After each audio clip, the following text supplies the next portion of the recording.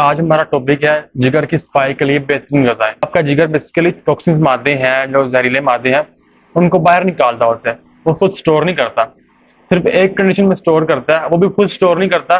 जो जिगर के ऊपर एक लेयर चढ़ जाती है चर्बी की या फैट की, उनके जो सेल्स होते हैं, वो टॉक्सिन मादे अपने अंदर स्टोर कर लेते हैं। तो उस कंडीशन में हमारे जिगर की सफाई ज़रूरी है। उन ग़िज़ाओं की तरफ जाने से पहले हम बात करते हैं जिगर के कौन-कौन से फंक्शन हैं। सबसे पहले तो आपका ये जो है डिटॉक्सिफाई करता है, टॉक्सिन बाहर निकाल रहा होता है। सेकंड नंबर पे कुछ ग्रोथ हार्मोन्स होते हैं, जो हमारा जिगर भी प्रोड्यूस करता है। बिल्कुल सेम होते हैं उन ग्रोथ हार्मोन्स के जैसे हमारा माइंड निकाल रहा होता है, पिट्यूटरी ग्लैंड निकाल रहा होता है, उनसे उनके बिल्कुल मुशाबिह होती हैं जी। फिर जो स्टेरॉइड्स होते हैं, प्रोजेस्टेरोन हो गया, एस्ट्रोजन हो गया, टेस्टोस्टेरोन हो गया या विटामिन डी3 हो गया, ये भी जिगर बनाता होता है। फिर कोर्टिसोल हार्मोन है, 80% अमाउंट जो है जो कोर्टिसोल हार्मोन की, ये जिगर बनाता होता है। बाकी जो 20% अमाउंट है, वो हमारी एड्रीनल ग्लैंड जो किडनीज के ऊपर होते हैं, वो बनाते होते हैं। तो अगर हम बात करें, अगर ये सारे हार्मोन जो जिगर बना रहे हैं, अगर किसी तरह ये प्रोड्यूस ना हो, तो कौन-कौन से फिर हमारी बॉडी को कॉन्सिक्वेंसेस फेस करने पड़ेंगे, बहुत सारे नेगेटिव चेंजेस आ जाएंगे बॉडी में। और ये सारे हार्मोन जो मैंने आपको बताए हैं, ये सारे बन रहे हैं आपके जो है कोलेस्ट्रॉल से। अगर कुछ बंदे ऐसी मेडिकेशन लेते हैं जो कोलेस्ट्रॉल को बनाने से रोकते होते हैं, कोलेस्ट्रॉल तो रुक जाता है, फिर साथ में ये हार्मोन्स भी जो बनते हैं वो बंद हो जाते हैं, फिर उनको और कॉम्प्लिकेशन फेस करनी पड़ती होती हैं। तो ये आपका जो कोलेस्ट्रॉल है नेचुरली बनता होता है आप जिगर में, और वो बनता है जो आपकी डाइटरी शुगर है, जो हम मीठा खा रहे हैं खाने में, जो फ्रूट्स में है या फिर रोटी में है, तो उससे बनता होता है जी। अब बात करते हैं जी कौन-कौन से जो इलामात आपको ज़ाहिर होंगी अगर आपका जिगर खराब है तो। सबसे पहले जो आपको निशानी आएगी, ख़ारिश की आएगी, इचीनेस होगी बॉडी में बहुत ज़्यादा। फिर आपकी आँखें पीली पड़ जाएँगी, आपकी स्किन है वो पीली पड़ जाएगी, कान की आपको कैफियत हो जाएगी, फिर आपकी बॉडी ओवरऑल लेथार्जिक हो जाएगी, सुस्ती बहुत ज़्यादा आ जाएगी बॉडी में, जोड़ों में दर्द उठेगा, कैं का आना, दिल का घटना, मतली सा आना, फिर आपका जो है दिमाग सही से काम नहीं करेगा। एंड में जो केस है, आपको जो पित्ते की पथरी है उसके बनने के चांसेस बन जाएंगे। अब पित्ते की पथरी मतलब गाल स्टोन इस वजह से बनता है, अगर आपका बाइल जो है जिगर ने बनाना बंद कर दिया और कोलेस्ट्रॉल बन रहा है, तो कोलेस्ट्रॉल जो होगा ना वो बड़ा गाढ़ा होगा। वही कोलेस्ट्रॉल गाढ़ा होते होते जो छोटे छोटे पत्थर की फॉर्म बना लेगा, और उसे कहते हैं हम पित्ते की पथरी। जिगर के लिए कौन कौन सी ग़िज़ाएं बेस्ट है जो जिगर की सफाई करती होती? सबसे पहले है क्रूसीफेरस वेजिटेबल्स।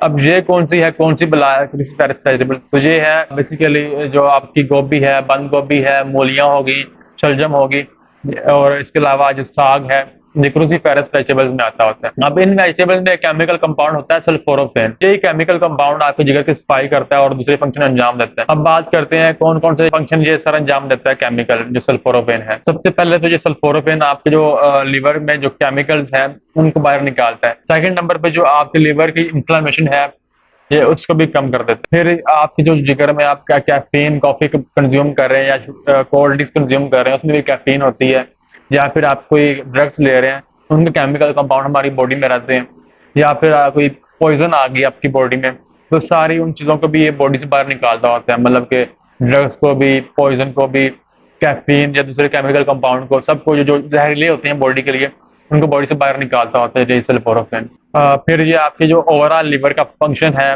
उसकी हेल्थ को इम्प्रूव करता है, और जो डायबिटीज की कॉम्प्लिकेशन आती हैं, डिफरेंट मसले आते हैं डायबिटीज के, उसको दूर करता है। जैसा कि इंसुलिन रेजिस्टेंस को कम करती है, इंसुलिन सेंसिटिविटी को इन्हांस करती है। मतलब जैसे इंसुलिन बॉडी में जाएगी, सेंसिटिविटी इंक्रीज हो जाएगी बॉडी की, तो वो इंसुलिन को अब्सॉर्ब करेगी और शुगर लेवल उसको कम कर देगी फौरन से। फिर इसका और फंक्शन ये है कि जो आपके फ्री रेडिकल है, फ्री रेडिकल बेसिकली वो केमिकल कंपाउंड है जो आपके जो कैंसर को काज करते होते हैं। सेकंड नंबर पे जो बेस्ट फूड है जो जिगर की सफाई करती है वो लहसुन। लहसुन में अब एक केमिकल कंपाउंड होता है सल्फर। सल्फर बेसिकली आपके जिगर की सफाई करता है, टॉक्सिन्स बाहर निकालता है। फिर ये एज अ नेचुरल एंटीबायोटिक भी काम करता है।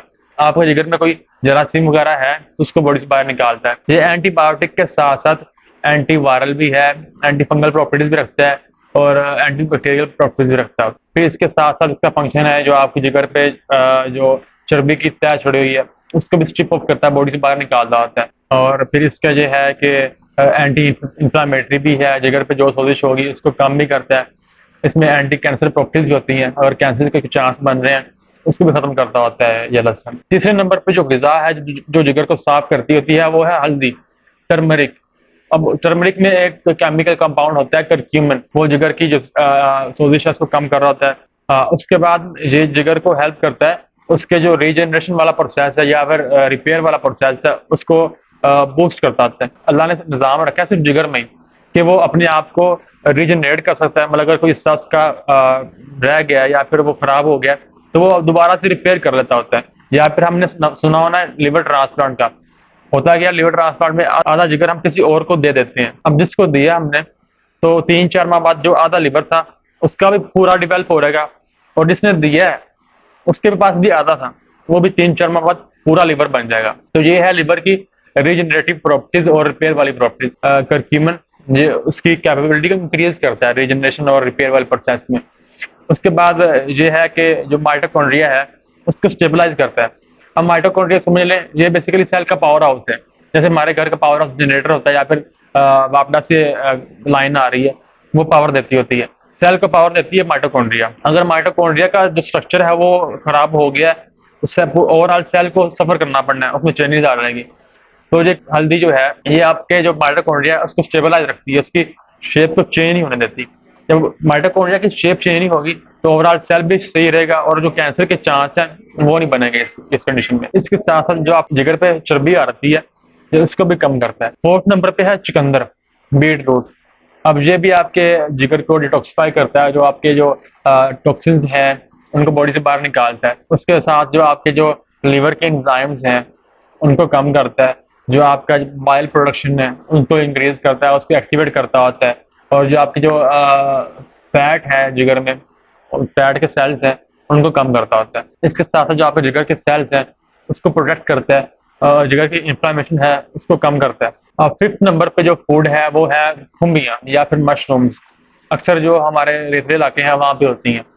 अब इसमें होता है एक एंटीऑक्सीडेंट कंपाउंड ग्लूटाथायोन, जो बहुत ज्यादा अमाउंट में होता है और बेसिकली वही काम करता है, आपके जिगर को डिटॉक्सिफाई भी करता है, आपके जिगर पे जो इन्फ्लेमेशन है उसको कम भी करता है, आपके जिगर की ओवरऑल जो सेल्स हैं उनकी प्रोटेक्शन करता है, क्लियर बना लेता है उनके गिर, और जो टॉक्सिन्स हैं फ्री रेडिकल्स हैं उनसे बचाता होता है हमारे जिगर को। फिर 6ठे नंबर पे जो खुराक हमने कंज्यूम करनी है वह है जैतून का तेल। जैतून का तेल बेसिकली आपके जो जिगर के एंजाइम्स हैं उनको इम्प्रूव करता है, आपके जिगर पे जो सोजिश है उसको कम करता है, आपके जो फैट सेल्स आए हुए हैं जिगर पे उसकी लेयर को खत्म कर देता है बिल्कुल जीरो से। इंसुलिन जो रेजिस्टेंस है उसको खत्म करता है, इंसुलिन जो सेंसिटिविटी है उसको इम्प्रूव करता है। उसके बाद एंड पे है ये एक पावरफुल एंटी इंफ्लामेटरी कंपाउंड है जो आपकी इंफ्लेमेशन को कम करता है, जो सोजिश आई हुई है जिगर पे उसको कम कर देगा। तो आज के लिए इतना ही था। उम्मीद है आपको ये वीडियो अच्छी लगी होगी।